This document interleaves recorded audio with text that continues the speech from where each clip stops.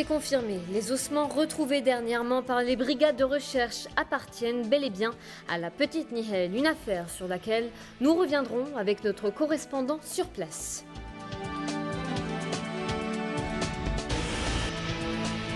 Enseignement supérieur, début des inscriptions définitives des nouveaux bacheliers, une opération qui se poursuivra jusqu'au 9 de ce mois.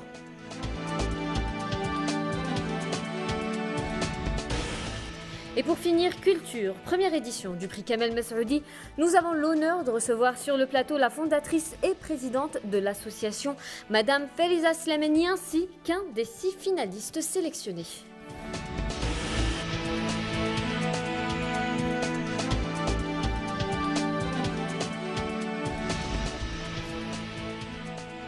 Mesdames, Messieurs, bonsoir. Nous sommes le jeudi 4 août et nous débutons cette édition avec cette triste nouvelle, la confirmation de la mort de la petite Nihal Simouhand, 4 ans, venue d'Oran avec ses parents et disparue le 21 juillet dernier, peu de temps après son arrivée chez ses grands-parents. Une nouvelle annoncée en début d'après-midi par le procureur général près de la cour de Ouassif dans la wilaya de Tizi Ouzou lors d'une conférence de presse. Et pour en parler, nous avons en direct avec nous Alsri Tmar, notre correspondant dans la wilaya de Tizi Ouzou. Bonsoir Alsri.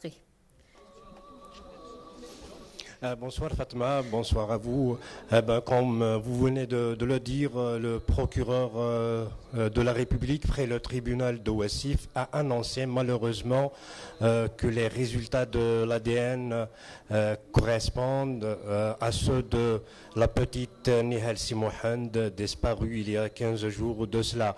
C'est les résultats qui sont parvenus aujourd'hui du centre de Bouchaoui font référence aux échantillons prélevés du crâne et des restes humains découverts au lieu-dit à Zarar il y a 3 jours de cela.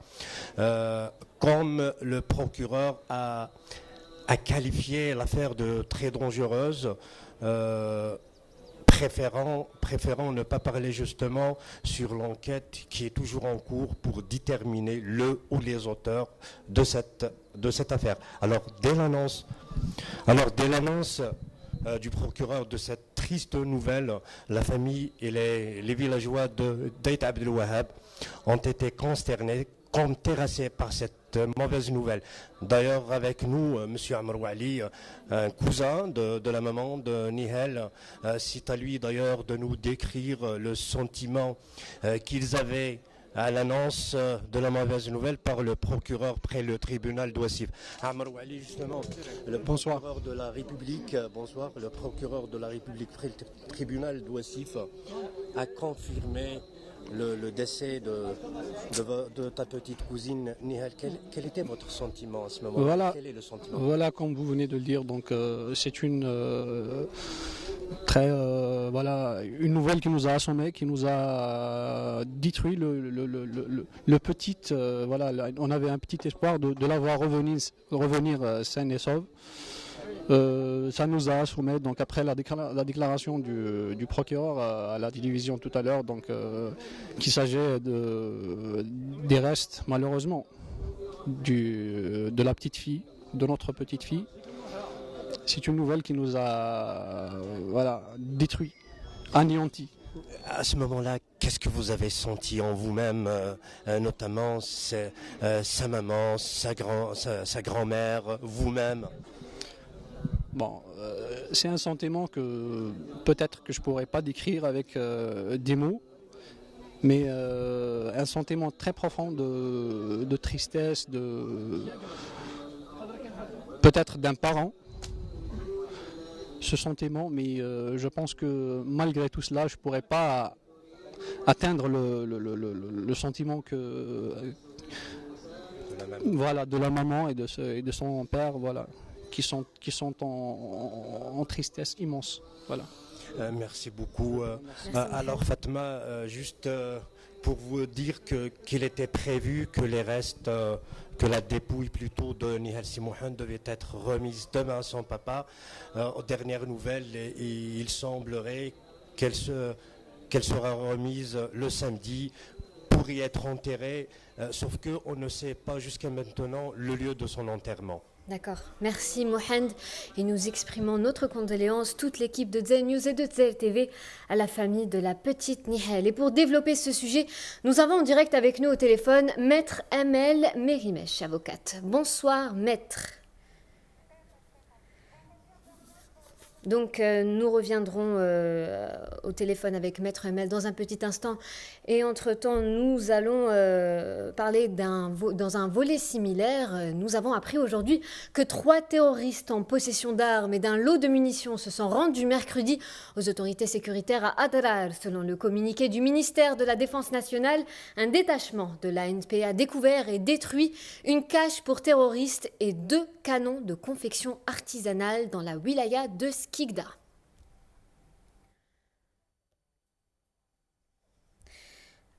Et nous allons développer le sujet de Nihel avec Maître Amel Merimesh. Nous nous excusons pour ce problème technique.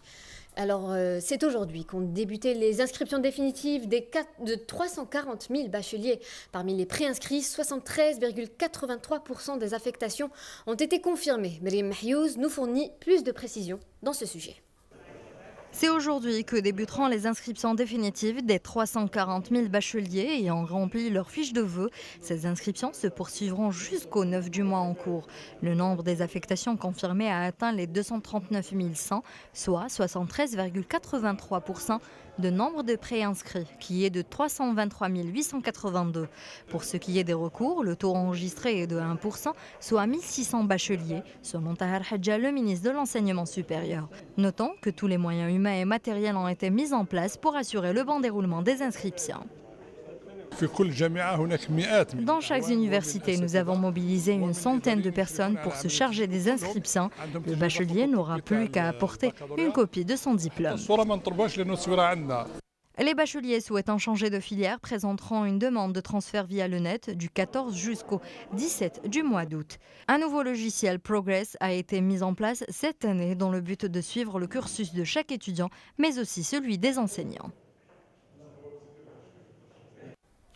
Habitat à présent, le délai de régularisation des dossiers de constructions inachevées a expiré hier à minuit, conformément à la loi 0815 qui vise non pas la démolition de ces bâtisses, mais plutôt l'amélioration du paysage urbain. Une information confirmée par le premier responsable du secteur, Abdelmajid Taboun, dans une déclaration exclusive pour Zen News. Manel Chefai.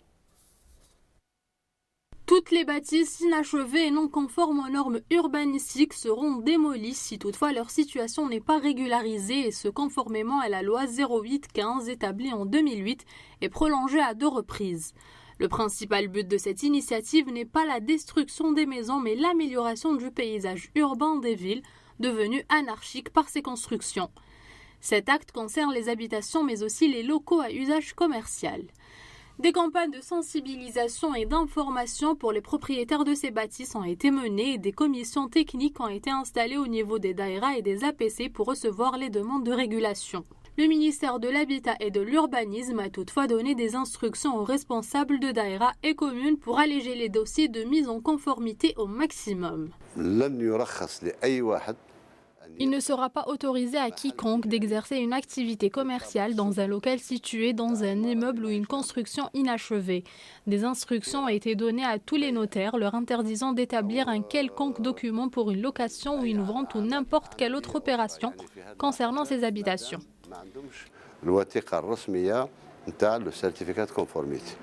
Une fois le délai de cette loi écoulé, plus de 500 000 dossiers ont été déposés et près de 400 000 dossiers sont en cours d'étude au niveau des différentes commissions de wilaya chargées de recevoir les dossiers. Des mesures de sanctions seront prises à l'écart des propriétaires ayant enfreint à cette loi, les commerces activant dans les locaux de ces habitations ainsi que toutes les opérations de location et des ventes seront gelées. Les propriétaires n'ayant pas respecté cette loi risquent aussi des amendes allant jusqu'à 1 million de dinars algériens, ainsi que des peines de prison de 6 mois à 5 ans. Certaines habitations risquent d'être démolies dans le cas où elles sont érigées sur des terres agricoles, des aires touristiques ou forestières ou encore dans des zones protégées ou de haute tension. Économie à présent, la consommation en carburant ordinaire a amorcé une baisse quasi générale sur les 5 premiers mois de 2016 par rapport à la même période en 2015, contrairement à l'essence sans plomb et au GPL carburant dont la demande prend de l'élan. Beya Laroussi nous en dit plus. L'augmentation des prix des carburants ordinaires n'a pas tardé à avoir des répercussions sur la consommation des automobilistes algériens. Sur les 5 premiers mois de 2016, la vente de l'essence normale a baissé de 2% par rapport à la même période en 2015. La consommation du super a reculé quant à elle de 11% durant la même période. En revanche, une autre tendance se précise, les Algériens consomment plus d'essence sans plomb et surtout de GPL, plus 11 et 14% respectivement. Relation de cause à effet, les Algériens se seraient rabattus sur le GPL après l'augmentation des prix des autres carburants dans le cadre de la loi de finances de 2016. Quant à l'augmentation de la consommation de l'essence sans plomb, elle serait due au renouvellement du parc automobile. Les Algériens ont acheté de plus grosses voitures, donc plus gourmandes en carburant. Autre tendance, de plus en plus d'Algériens ont décidé de convertir leurs véhicules vers le GPL. Ouverture de nouveaux centres de conversion, mise en place de nouveaux ports de vente dédiés exclusivement au GPL, Naftal a mis le paquet pour encourager les automobilistes à opter pour ce carburant propre. La Société nationale de commercialisation et de distribution des produits pétroliers ne compte pas en rester là. Dans un futur proche, elle ambitionne de réaliser 30 nouveaux centres de conversion, en plus des 36 déjà existants. L'objectif est d'arriver à convertir 20 000 véhicules par an. Le but final de ces opérations est d'économiser 2,1 millions de tonnes d'essence d'ici 2020, une économie qui permettra de réaliser un gain de 300 milliards de dinars. Après plusieurs mouvements de protestation organisés par les habitants de la région, les autorités locales de la localité de Oued El Ma ont procédé au lancement de réalisation d'une station d'énergie solaire et la réhabilitation de la route de Chlala dans la wilaya de Betna. Ameni Medeni. S'inscrivant dans le cadre du programme national d'énergie renouvelable visant la production de 22 000 MW d'ici 2030, le coup d'envoi du projet de station d'énergie solaire dans la commune de Oued El Ma à Betna a été enfin donné. Cette station de panneaux solaires d'une capacité de 2 MW, première en son genre dans la wilaya, alimentera toute la région en électricité et sera réalisée sur un terrain de 40 hectares.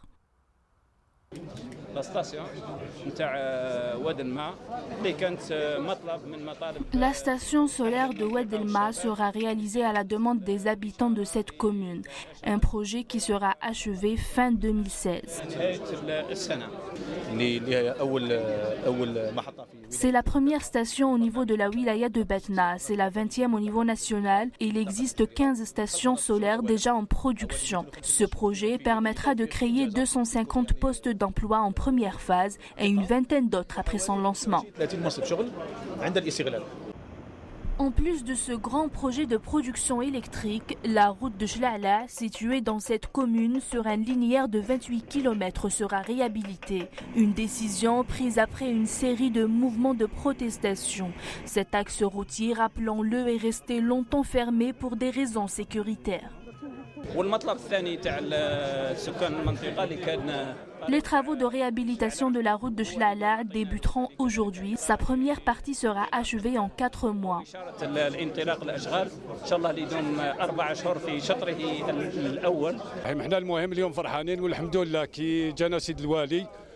Nous sommes satisfaits, nous remercions Dieu pour ces 2 projets. Nous voudrions seulement que les jeunes de la région trouvent des postes d'emploi et qu'il en soit prioritaire.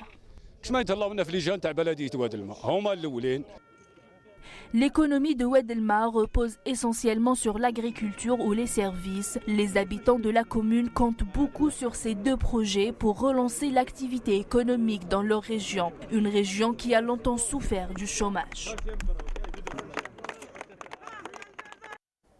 En international, une attaque à couteau à Londres, un nouveau type de bus en Chine, nouveau tournant dans le conflit syrien et enfin une rançon payée à Téhéran aux États-Unis. C'est les brèves résumées par Nadia Alawa.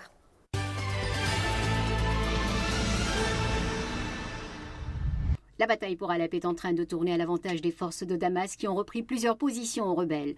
Selon le directeur de l'Observatoire syrien des droits de l'homme, les forces syriennes ont repris 2 collines et 2 villages au sud-ouest de la ville.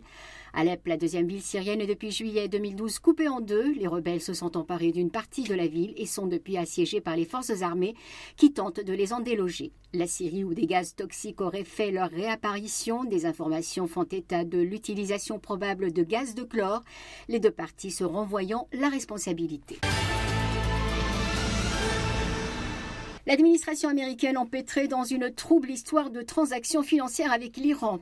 L'information a été révélée par le Wall Street Journal, selon lequel 400 millions de dollars sous forme d'argent liquide en euros et en francs suisses ont été envoyés par les États-Unis à l'Iran.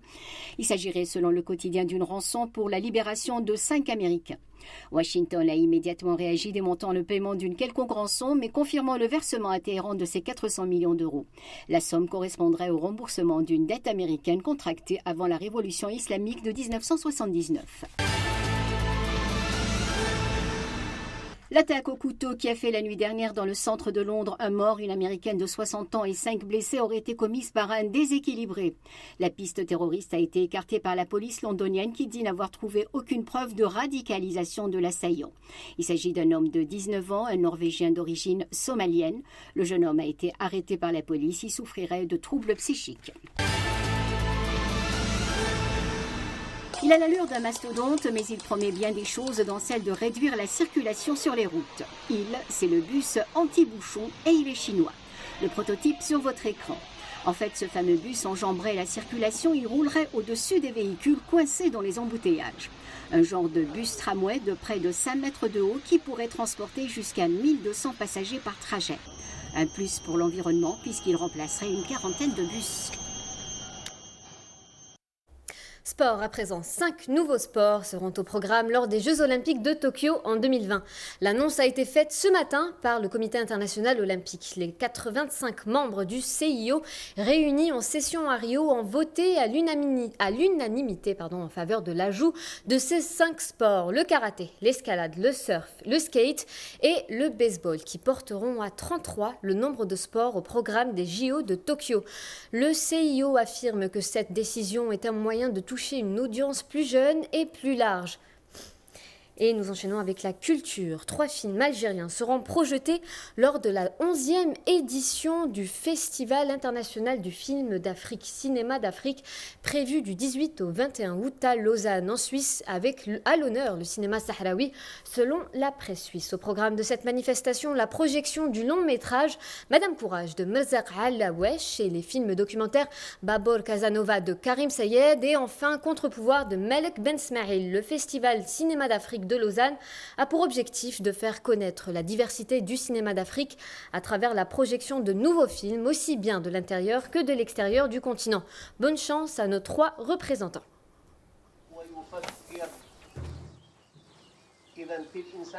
Culture, toujours. En avril a été lancée la première édition du prix Kamel Messoudi. 6 finalistes ont été sélectionnés via Internet pour le grand concours qui se tiendra au Cabaret Sauvage à Paris le 11 décembre. Et pour en parler, nous avons sur le plateau Madame Feriza Slemani, présidente, fondatrice de l'association Kamel Messoudi. Bonsoir. Bonsoir.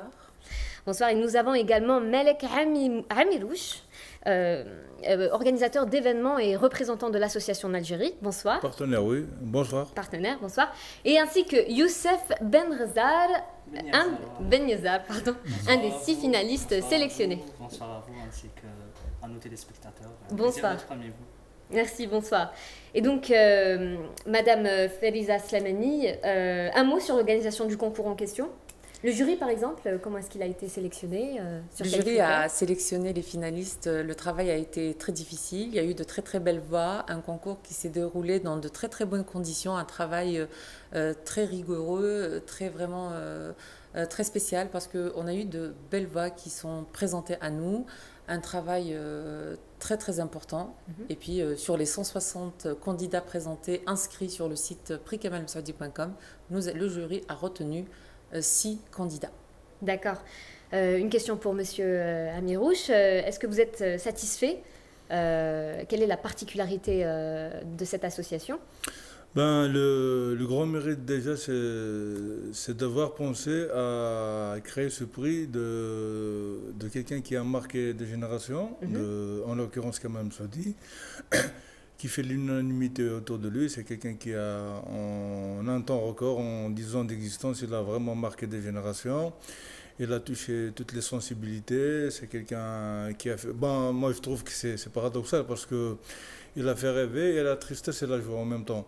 Donc, je pense que l'idée des amis de l'association Leur Tête Farizah, ils ont bien pensé. Parce que ça devrait être fait par des gens peut-être qui étaient proches du Chabi.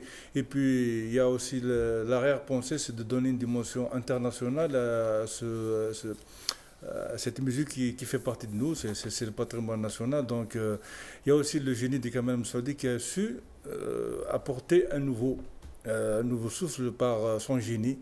Voilà, donc il y avait le Hajj Mohamed El-Anqa, il y avait Mahboubati qui l'ont fait. Lui aussi, il a su briller par ça, donc c'est pour ça qu'il a marqué des générations entières. Et c'est pour ça que c'est tout à l'honneur de l'association qui a eu l'idée de penser. D'accord. Madame Slimani, la chanson du Cherbi nous évoque le passif, le passé, un héritage de l'Algérie. Est-ce que vous pensez que ce genre de manifestation culturelle pourrait remoderniser ou réinventer le Cherbi? Tout à fait. Je pense que nous avons un patrimoine Cherbi assez important dont on devrait s'en occuper un peu plus que ce qui se passe actuellement dans le domaine de la chanson Cherbi algérienne. Et nous avons de jeunes talents avec beaucoup de capacités, comme notre jeune Ben Yerzar ici présent, qui a une très très belle voix, et d'autres candidats, parce que notre invité aujourd'hui, il est là, les autres candidats ne sont pas là. Je pense que nous avons de quoi faire, il y a de la matière. Et avec ces jeunes talents, on peut faire un très très beau parcours et révéler de nouvelles voix dans le Cherbi et exporter notre Cherbi à l'international et ne pas garder ça juste au niveau national algérien. D'accord. Une question pour l'un des 6 finalistes, Youssef Ben Yerzar. Ben Yerzar, je vais y arriver. Et si on remettait... si on remontait il y a un an, est-ce que vous aurez prédit vous retrouver à ce stade de la compétition aujourd'hui? Sincèrement, je suis très fier d'avoir eu la chance de participer à cet événement. D'ailleurs, je remercie Madame Farizah ainsi que tous les organisateurs de cet événement. Pour nous, les jeunes talents, nous sommes des conservateurs de la chanson Cherbi en général. On nous a donné une opportunité, une occasion de s'exprimer et surtout beaucoup plus précisément pour moi, j'étais fan de Kamel Messaoudi depuis mon jeune âge. D'ailleurs, c'est à cause de lui, c'était mon influence. Donc pour moi, de participer déjà, d'être à la finale dans cet événement, dans une finale pareille, c'est déjà beaucoup et espérons qu'on sera à la hauteur, Inch'Allah. Voilà. Inch'Allah. Donc, je le rappelle, nous avions sur le plateau Madame Farizah Slimani, présidente fondatrice de l'association Kamel Messaoudi, Monsieur Malek Amirouche, organisateur d'événements et partenaire de l'association Kamel Messaoudi, et ainsi Youssef Ben Yerzar, un des 6 finalistes sélectionnés. Je vous souhaite bonne chance pour le concours qui se tiendra le 11 décembre au Cabaret Sauvage à Paris.